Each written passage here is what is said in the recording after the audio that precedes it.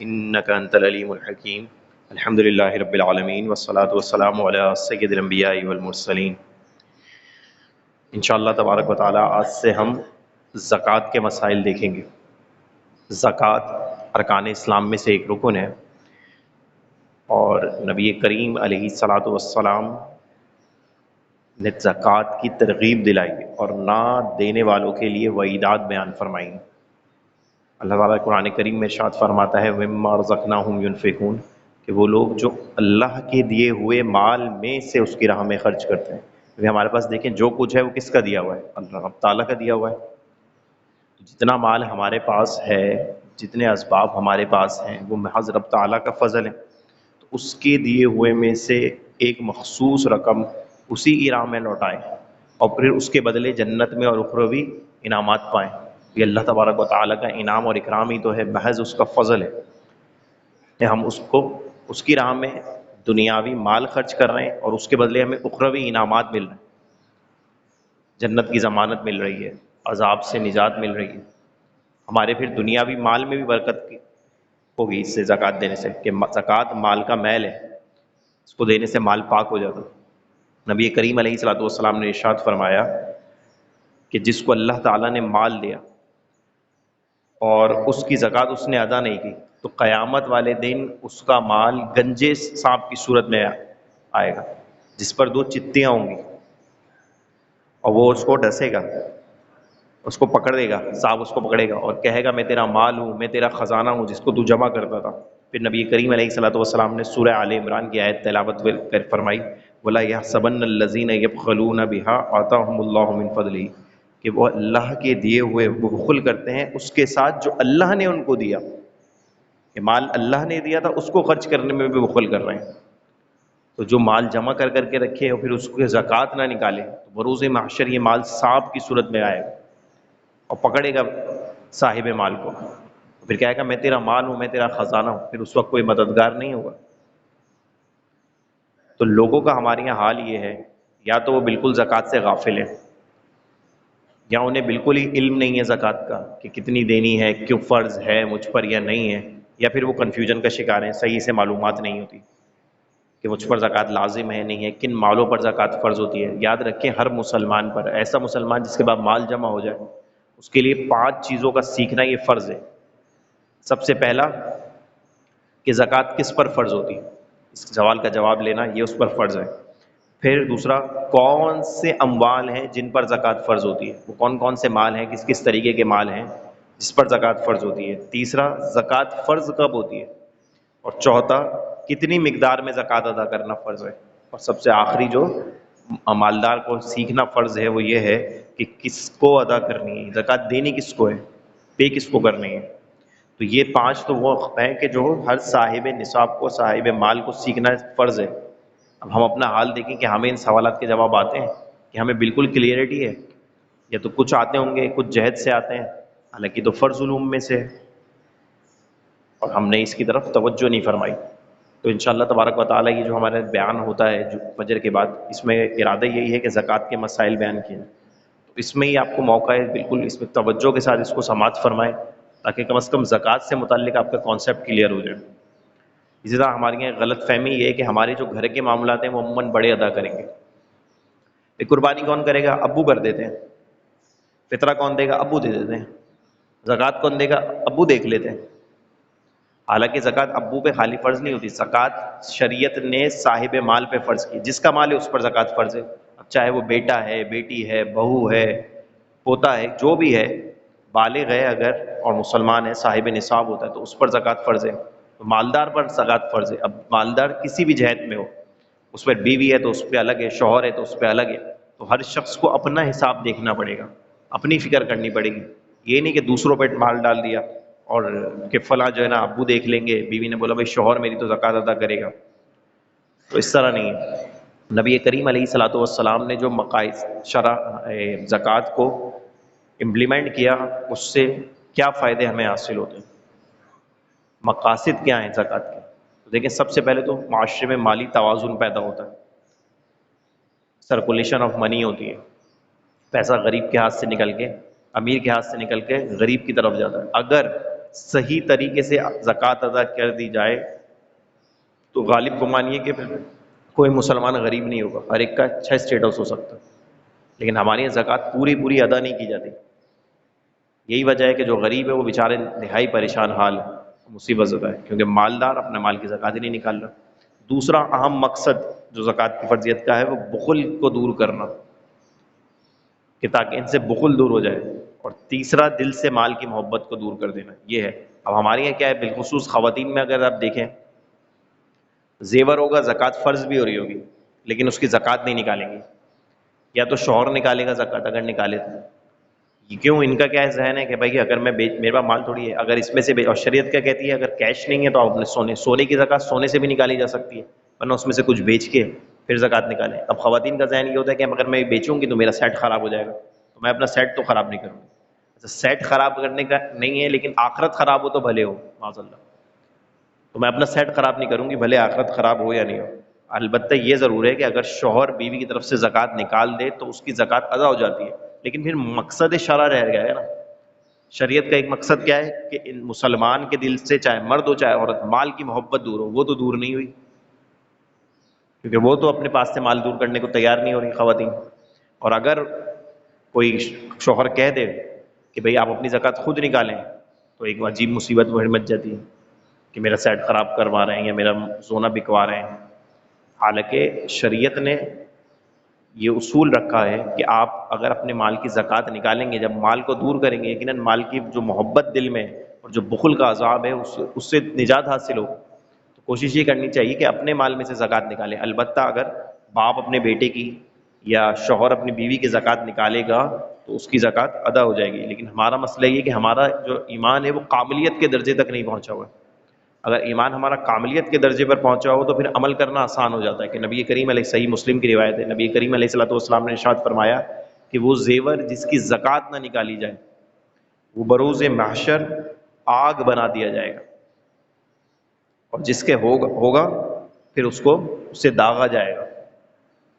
تو اگر یہ تصور پہنچ جائے کاملیت کے درجے میں کہ بھئی اگر میں اس زیور کی زکوٰۃ نہیں نکالوں گا یا اس مال کی زکوٰۃ نہیں نکالوں گا، یہ مال گنجا صاحب بن کر مجھ پر مسلط ہو جائے گا، زیور آگ بنا کر میرے سے چپکایا جائے گا، میرے جسم کو اس سے داغا جائے گا، تو پھر اس سے نفرت پیدا ہوگی، بھائی اس کو دور کرو، اپنی دنیا کے چکر میں آخرت کیوں برباد کریں۔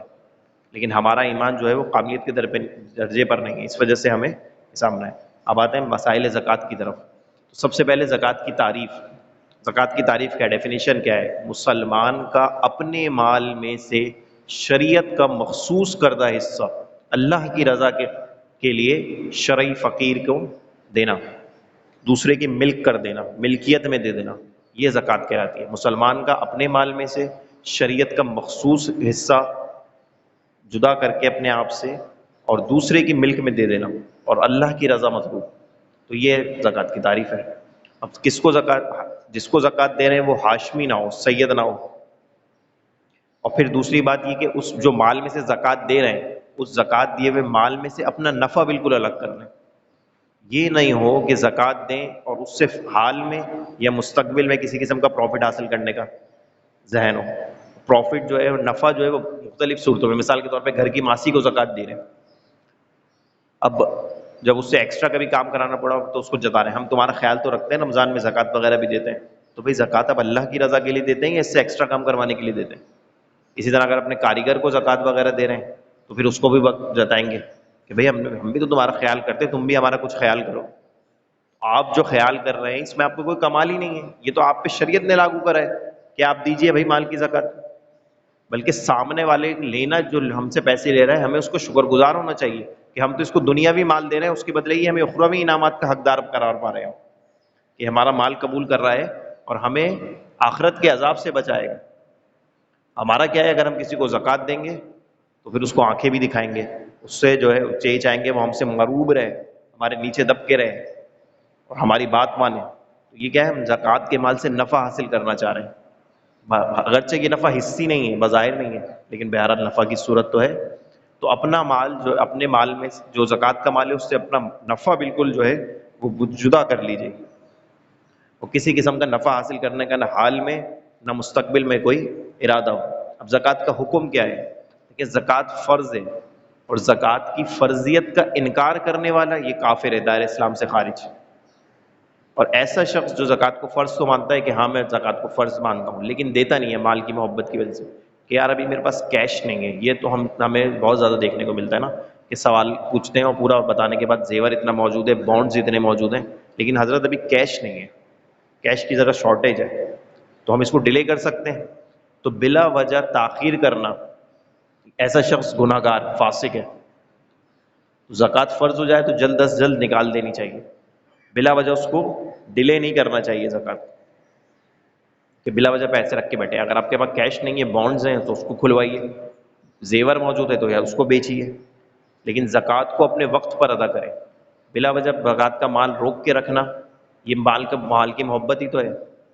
ایکسٹرا الگ سے جو آئے گا وہ دوں گا، پھر اچھا جو تھوڑی بہت زکوٰۃ نکل رہی ہوتی ہے وہ تو آرام سے نکل جاتی ہے، لیکن جس کی زیادہ زکوٰۃ بن رہی ہوتی ہے تو زکوٰۃ پہلے نکلتی ہے، زکوٰۃ بعد میں نکلتی ہے، دم پہلے نکلنے لگ جاتا ہے۔ بھائی اتنی زکوٰۃ، تو بھائی آپ کتنی زکوٰۃ ہے؟ 2.5% تو زکوٰۃ ہے ٹوٹل، 40واں حصہ لاکھ پہ 2,500، اور باقی کے جو پیسے بچے وہ کا اس کا نہیں دیکھ رہے آپ۔ پھر آپ یہ اصول یاد رکھیں، اگر آپ نے صحیح حساب کر کے صحیح طریقے سے زکوٰۃ اپنی نکالی ہے تو آپ بظاہر کیا ہو رہا ہے، آپ کا مال کم ہو رہا ہے، کہ اگر آپ کے پاس 1 لاکھ تو اس میں سے 2,500 نکل گئے، لیکن جب اگلا سال آئے گا آپ دوبارہ حساب لگائیں گے تو جتنی زکوٰۃ آپ نے پچھلے سال ادا کی ہے آپ دیکھیں گے اس سے زیادہ آپ کے اوپر واجب ہو رہی ہے۔ تو یہ زیادہ واجب کیوں ہوئی؟ کیونکہ یقیناً آپ کا مال بڑھ گیا نا۔ تو دیکھیں یہ سرکار کا جو وعدہ ہے کہ زکوٰۃ دو تمہارا مال بڑھے گا، تو یہ اس کی دلیل ہے۔ اگر آپ غور کریں تو ہم ہر سال جو لوگ صحیح سے زکوٰۃ نکالتے ہیں وہ پچھلے سال سے ان کی زکوٰۃ اگلے سال زیادہ بنتی ہے۔ یعنی کہ پچھلے سال اگر بینک اکاؤنٹ میں 10 لاکھ روپے موجود تھے، اس کی زکوٰۃ نکالی تھی، اگلے سال آئے تو 11 لاکھ 12 لاکھ 15 لاکھ بینک میں موجود ہیں، اس کی زکوٰۃ بنے گی۔ لیکن زکوٰۃ نکالی صحیح سے جائے، زیور کی زکوٰۃ نہیں نکالی جاتی۔ اسی طرح تجار جو ہوتے ہیں وہ اپنے مال تجارت کی زکوٰۃ صحیح سے نہیں نکالتے۔ تو بہرحال یہ انشاءاللہ جب ہم تفصیل سے دیکھیں گے مسائل زکوٰۃ تو ان سب پہ گفتگو ہوگی۔ تو آج صرف زکوٰۃ کی تعریف تک رکھتے ہیں انشاءاللہ تبارک و تعالیٰ۔ کل سے زکوٰۃ کس پر فرض ہے، وجوب زکوٰۃ کی شرائط کیا ہے، کس پر زکوٰۃ واجب ہوتی ہے، یہ دیکھیں گے۔ اچھا، 2 مسئلے رمضان روزے سے متعلق مجھ سے پوچھے گئے تھے۔ ایک تو یہ کہ کھارا پانی مسجد میں موجود ہے، اس سے وضو کرتے ہیں اور اس کا ذائقہ جو ہے وہ کافی دیر تک منہ میں رہتا ہے، تو اس سے روزے سے فرق پڑے گا؟ اسے روزے سے بالکل فرق نہیں پڑے گا۔ روزہ جب ٹوٹتا ہے جب حلق سے کوئی چیز نیچے اتر جائے، اگر کلی کی اور کھانے پانی کا ذائقہ منہ میں موجود بھی رہا تو روزے میں کسی قسم کا فرق نہیں پڑے گا۔ اسی طرح روزے کا فدیہ، روزے کا فدیہ کم سے کم ایک صدقہ فطر، ایک روزے کا فدیہ، اور مفتی منیب الرحمان صاحب نے جو اعلان کیا ہے صدقہ فطر وہ 320 روپے ایک صدقہ فطر۔ تو 30 روزے جس نے نہیں رکھے وہ 9,600 روپے دے گا صدقہ فطر کے، یہ کم سے کم ہے۔ اگر جو کے یہ گندم کے حساب سے، جو کے حساب سے نکالیں تو اور تو اپنی مالی حیثیت دیکھیے، اللہ کی راہ میں زیادہ سے زیادہ نکالنے کی کوشش کریے۔ دوسری سچویشن جو فدیے روزے کے فدیے کے حوالے سے ہمیں معاشرے میں دیکھنے کو ملتی ہے وہ یہ ملتی ہے کہ عموماً جو لوگ روزے کا فدیہ جن پر لازم ہو رہا ہوتا ہے وہ یا تو بہت ہی ضعیف لوگ ہوتے ہیں جو روزہ نہیں رکھ پاتے، یا کسی موذی بیماری کی وجہ سے روزہ نہیں رکھ پاتے، تو اب ان کے پاس مال بھی عموماً نہیں ہوتا، بچوں کے اپنے جو ہے وہ اوپر ہوتے ہیں ان خرچہ وغیرہ، اور بچوں کو بالکل فکر نہیں ہوتی۔ تو جس باپ نے، جس ماں نے آپ کو پالا پوسا، آپ کے سارے اخراجات پورے کیے، آپ کے سارے نخرے پورے کیے، آپ کی تعلیم و تربیت پہ خرچ کیا، آپ کے لباس پہ خرچ کیا، آج جب اس شریعت کی ضرورت بنتی ہے کہ اس کا فدیہ ادا کیا جائے تو آپ اس سے دامن کیوں چھڑا رہے ہیں؟ یہ بھی ماں باپ کہا کہ اگر ان کے پاس مال نہیں ہے اور وہ اپنے بچوں کی طرف دیکھ رہے ہیں کہ بیٹا تم میرا فدیہ ادا کر دو، میرے پاس کیش نہیں ہے تو آپ فدیہ ادا کر دیجئے، کم سے کم 9,600 روپے ہیں، تو یہی ادا کرتے ہیں 30 دن کا۔ اگر کسی کے ماں باپ ایسے ہیں کہ جن کا مال ہے کہ وہ خود اپنا فدیہ ادا کر سکیں اور بچوں کی طرف دیکھتے ہیں اپنے اخراجات کے لیے، تو بچوں کو چاہیے کہ خوش دلی سے ماں باپ پہ خرچ کریں، ان کی طرف سے فدیہ ادا کر دیں کم سے کم۔ ابھی عیدی آئے گی، عیدی میں ہزاروں روپے بانٹ دیں گے، اپنے بچوں کو 1,000 روپے دے رہے ہیں، اور کپڑے خریدنے جائیں گے تو ہزاروں روپے خرچ ہو جائیں گے، کھانا کھانے آپ کسی اچھے ریسٹورینٹ میں چلے جائیں، 2 دریا چلے جائیں، لال قلعہ چلے جائیں، ہزاروں روپے یوں اڑ جائیں گے، 10 12 15 20 30 ہزار روپے کا بل بن جانا، یہ تو عام بات ہے کھانا کھانے۔ تو ایک وقت کے کھانے پہ ہم اتنا لوٹانے کے لیے تیار ہیں، لیکن ماں باپ کے جو حقوق بنتے ہیں اس کو دینے کے لیے ہم تیار نہیں۔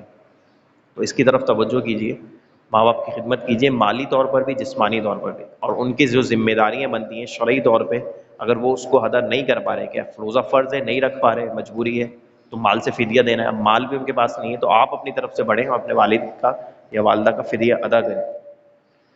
تو وآخر دعوانا ان الحمد للہ رب العالمین. اچھا ایک وظیفہ رمضان المبارک میں کے لیے خاص ہے کہ رمضان کی 11 اور 12ویں رات کے درمیان جن لوگوں کا رشتہ نہیں ہوگا، لڑکا ہو یا لڑکی ہو، اپنے رشتوں کے لیے خود پڑھ سکتے ہیں یا والدین پڑھ سکتے ہیں کہ بیٹی کا رشتہ نہیں ہو رہا اس کے لیے، بیٹے کا رشتہ نہیں ہو رہا اس کے لیے بھی پڑھ سکتے ہیں. رمضان اب یہ آئے گا اتوار کی رات، اتوار اور پیر کی درمیانی رات، یہ ہمارے روزوں میں پڑے گی 11 اور 12 کی درمیانی رات. اس میں عشاء کی نماز کے بعد 12 رکعت نفل 2 رکعت کر کے پڑھیں اور ہر رکعت میں 12 مرتبہ قل هو اللہ سورہ اخلاص شریف پڑھیں. پھر آخر میں جب یہ 12 رکعت پڑھ لیں اور ہر رکعت میں سورہ اخلاص 12 مرتبہ پڑھ لیں، پھر اس کے بعد آخر میں 100 مرتبہ درود شریف پڑھیں اور پھر اس سب کا ثواب نبی کریم علیہ الصلوۃ والسلام کو ایصال کر دیں. اور پھر حضور کے وسیلے سے دعا مانگیں کہ اللہ میری شادی ہو جائے، ہمارے معیار کے مطابق اچھا رشتہ مل جائے، تو انشاءاللہ تبارک و تعالیٰ اگلا رمضان آنے سے پہلے پہلے یہ حاجت آپ کی پوری ہو جائے گی. تو خود بھی پڑھ سکتے ہیں لڑکا یا لڑکی، اور والدین بھی اپنے بیٹا یا بیٹی کے لیے اس کو پڑھ سکتے ہیں. دعا فرما لیں. الحمدللہ رب العالمین.